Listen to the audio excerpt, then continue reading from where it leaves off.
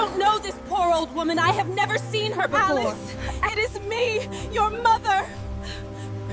Leave this place now, you old woman. Sarah Miller had blood on her hands, not from a crime, but from scrubbing floors for 20 years to send her daughter to the best university in the country. She sold her jewelry, her clothes, and eventually her own blood just to pay for a tuition fee. But when she finally traveled to the city to surprise her daughter, she found out she had been replaced. Her daughter had a new name, new friends, and a new story. That her mother was dead. This is the story of the girl who was so ashamed of her mother. She decided to bury her while she was still breathing. Before we dive into this heartbreaking story, please like this video, subscribe to this channel, and tell us in the comments where you are watching from. The air in the Miller household always smelled of two things: industrial bleach and the scorched scent of a heavy iron. Sarah Miller was a woman who had been hollowed out by labor. Her spine was permanently curved, a physical map of the 20 years she had spent leaning over other people's filth. Her hands were raw, the skin thinned by chemicals, but they never stopped moving. Every penny Sarah earned from scrubbing hospital floors and washing the village's laundry went into a battered tin box under her bed. It was the Alice Fund. To Sarah, Alice was a miracle. She was the one thing the dirt of poverty couldn't stain. When the acceptance letter from the National University arrived, Sarah didn't buy herself a new pair of shoes to replace her tattered ones. She bought Alice a designer-style blazer from a second-hand shop. She wanted her daughter to walk among the elite and feel like she belonged. But the moment Alice stepped onto that campus, she felt a different kind of sting. She saw the Ferraris in the parking lot and the girls carrying bags that cost more than her mother made in a year. Instead of feeling grateful, Alice felt a burning, poisonous shame. She hated the way her mother's voice sounded. She hated the smell of bleach that seemed to follow her everywhere. Within a month, Alice Miller was gone. In her place was Alice D. Vance. "My parents were diplomats," Alice told her new circle of wealthy friends as they sat in a posh campus cafe. She adjusted her blazer, looking every bit the part of a grieving heiress. "They died in a tragic accident in the Swiss Alps. It's still very hard for me to talk about. I'm quite alone in the world now." Her friends, including the son of a property mogul named Julian, looked at her with deep sympathy.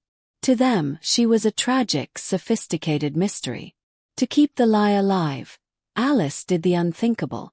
When her phone buzzed with a text from her mother asking, "Did you eat today, my star?" Alice didn't reply. When her mother called to tell her she had taken a third job to pay for the next semester's books, Alice didn't pick up. Finally, sitting in her dorm room surrounded by her new, expensive life, Alice tapped the screen and blocked her mother's number. She told herself she was doing it to survive. She told herself her mother was a reminder of a life she was meant to outgrow. Back in the village, Sarah stared at her silent phone for 4 long months. She worked until she fainted, sending every cent she had to Alice's account, but she never heard a thank you. The silence was a physical weight on her chest. Terrified that her daughter was sick or in trouble, Sarah took the last of her savings and her only treasure, a pair of gold earrings, and boarded a bus to the city. She didn't know she was traveling to find a daughter who had already told the world she was dead. The university's annual Excellence Gala was more than just a party.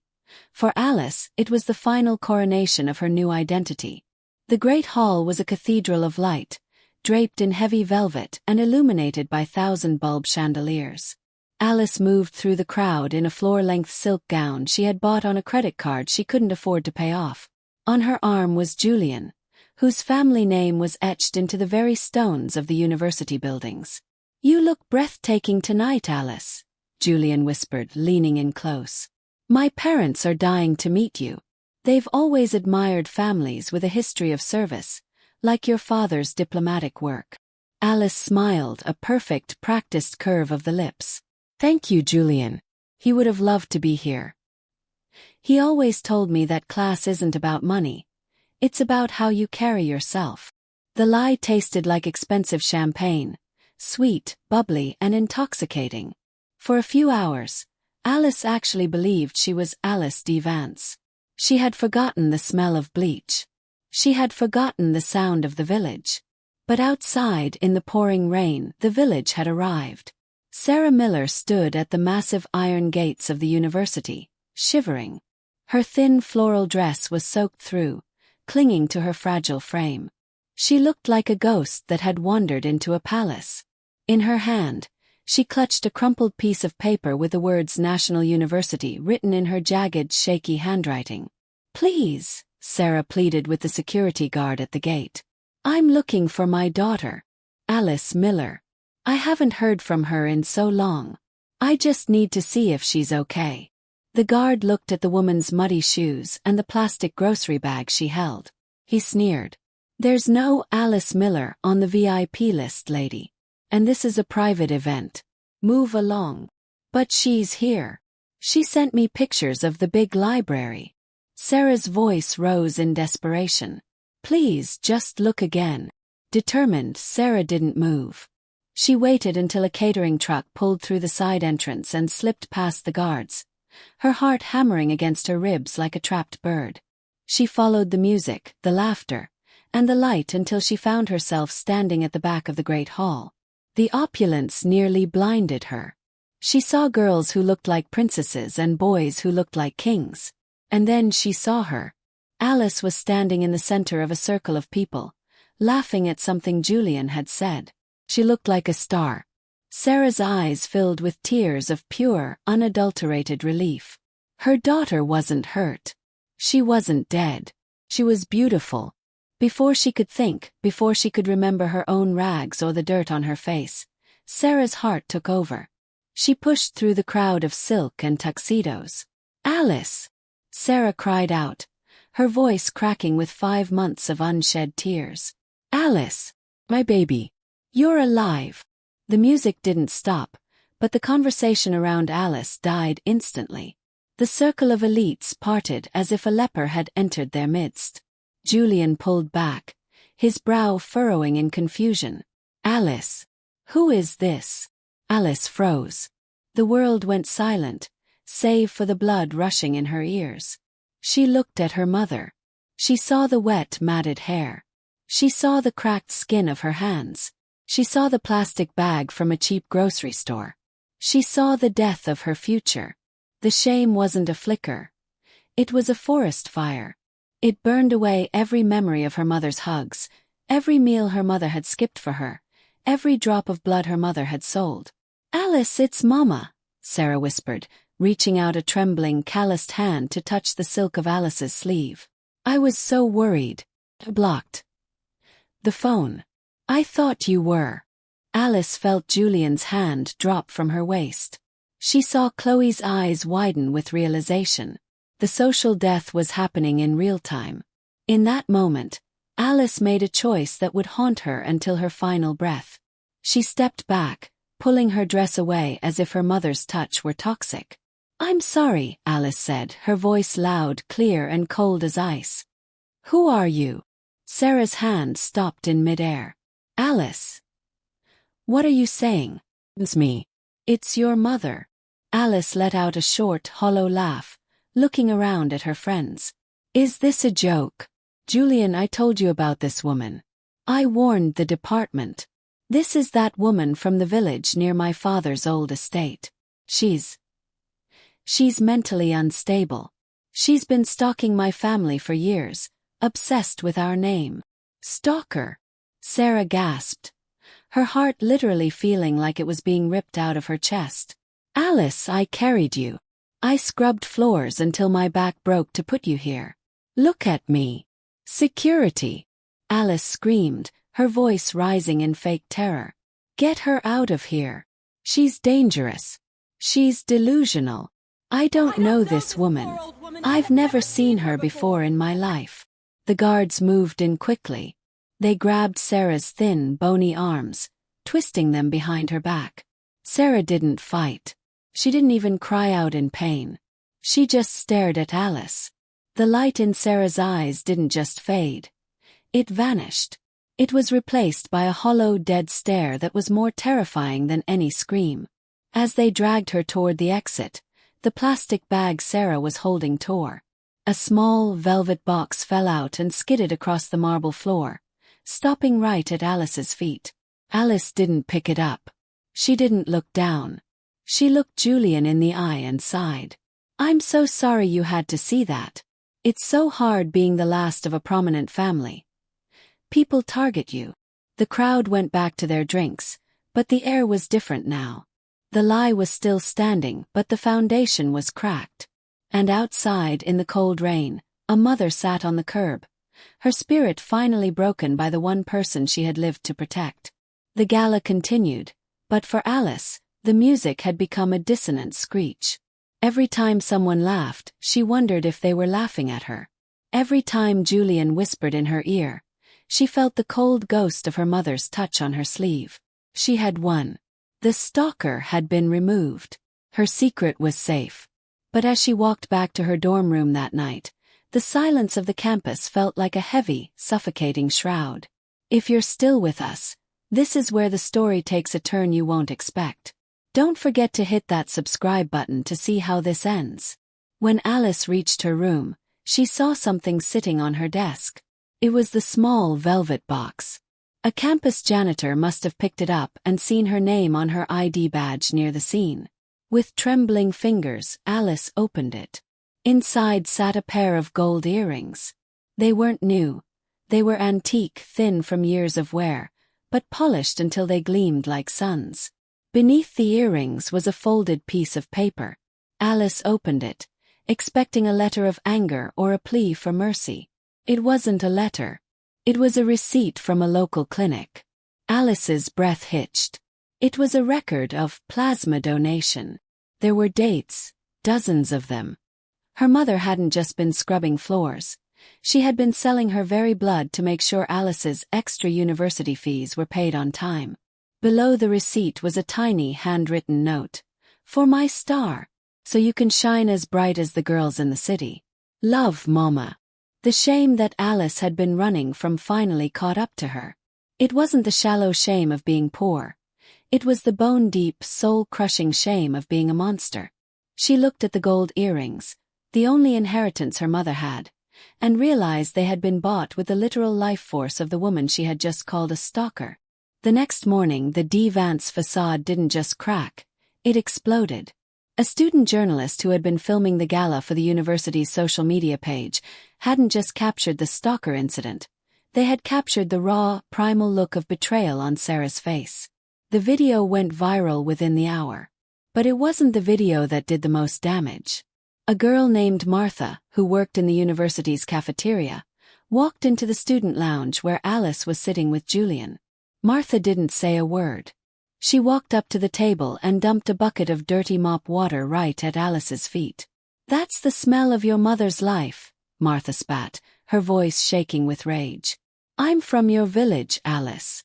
I've seen Sarah Miller walk 5 miles in the snow just to save bus fare for you. I've seen her eat plain bread for a week so you could have a diplomat's blazer. You aren't a D. Vance. You're a coward." The silence in the room was absolute. Julian stood up, looking at the dirty water soaking into Alice's designer shoes, then at the gold earrings she was clutching. He didn't look angry. He looked disgusted. "I didn't care that you were poor, Alice," Julian said quietly, his voice carrying to every corner of the room. "I cared that you were someone worth knowing. But a person who would bury their own mother for a seat at a table. You're the poorest person I've ever met." He walked away, and one by one the friends Alice had lied to followed him. Within minutes, the it girl of the university was sitting alone in a puddle of grey water, clutching a receipt for blood. Alice tried to find her mother. She ran to the bus station, her silk dress stained and torn, screaming Sarah's name. She checked every cheap motel, every park bench, every hospital. But Sarah was gone. Alice returned to her dorm to find a letter from the administration. Her scholarship was being revoked for fraudulent representation of financial status. She was being evicted. She had no money, no friends, and no mother. She had sacrificed everything to be a lady, only to realize she had become a ghost. Desperate and broken, Alice spent her last few coins on a bus ticket back to the village. She would beg. She would crawl. She would spend the rest of her life as Sarah's servant if she had to. But as the bus pulled into the dusty village square, Alice saw a crowd gathered outside their small lice-scented house. Her heart stopped. The door was wide open, and the neighbors were carrying out furniture, not to steal it but to clear the space. "Where is she?" Alice screamed, jumping off the bus. "Where is my mother?" The neighbors turned. There was no sympathy in their eyes. Only a cold, hard silence that told Alice everything she didn't want to know. The silence of the village was louder than the music of the gala had ever been. Alice stood at the threshold of the only home she had ever known, but the air no longer smelled of lye or bleach. It smelled of nothing. The house was hollow. "Where is she?" Alice choked out, grabbing the sleeve of a neighbor, Mrs. Gable, who had known Alice since she was a toddler. Mrs. Gable pulled her arm away as if Alice's touch were a disease. "She's not here, Alice. She came back 3 days ago. She didn't cry. She didn't scream. She just walked into this house, sat in that chair, and stared at the wall for 24 hours. Is she dead?" Alice whispered, the word tasting like ash. "No," Mrs. Gable said, her voice hard. "But the Sarah we knew, the one who lived for you, she's gone. She packed her small bag this morning and walked toward the old parish infirmary. She told me she had no daughter left to work for, so she might as well spend her last days where the forgotten go." Alice didn't wait.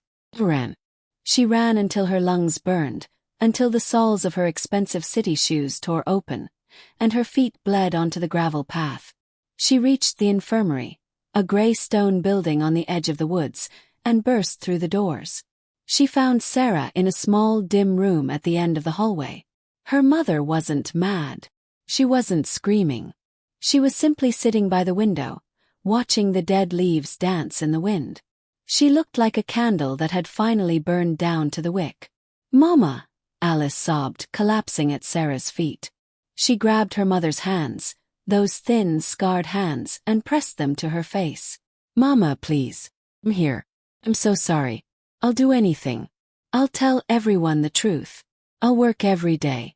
Just look at me. Please, just call me your star one more time." Sarah didn't move. She didn't pull her hands away, but she didn't squeeze Alice's fingers back either. She looked down at Alice, and for a moment, a flicker of recognition crossed her face. But it wasn't the look of a mother. It was the look of a stranger watching a tragic movie. "The girl I raised," Sarah said, her voice a hollow whisper. "She died in the city. She must have. Because my Alice knew that these hands weren't a shame. These hands were her bridge. You look like her. But your heart is cold, child." "No, Mama. I'm here. It's me," Alice wailed. "Eat if you are hungry," Sarah said, repeating the words she had said to travelers for years. "Stay if you are cold. But do not call me Mama. That woman has no more blood to give." Alice stayed. She didn't go back to the university. She didn't go back to her friends. She moved into the small room in the infirmary, sleeping on the floor at the foot of Sarah's bed. The sophisticated Alice died in that room. Alice took a job at the infirmary, doing the very work she had once despised. She scrubbed the bedpans. She bleached the floors. She washed the linens of the dying until her own hands became raw and cracked. Every penny she earned, she spent on soft blankets and nutritious food for the woman by the window. Months turned into a year. Alice became a shadow in the village, known only as the girl who worked in silence. She never wore silk again. She never spoke of Geneva or diplomats. When people asked about her family, she would point to the room at the end of the hall and say, "That is my mother. She gave everything for me, and I gave her nothing in return."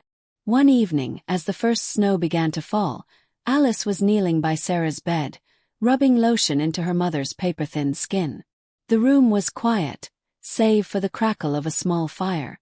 Suddenly, Alice felt a slight pressure on her head. She froze. Sarah's hand, trembling and weak, was resting on Alice's hair. "The floors," Sarah whispered. "They smell like bleach." "I cleaned them for you, Mama," Alice whispered, her tears hitting the floorboards. Sarah looked at Alice, really looked at her, and saw the calluses on Alice's hands. She saw the exhaustion in her daughter's eyes.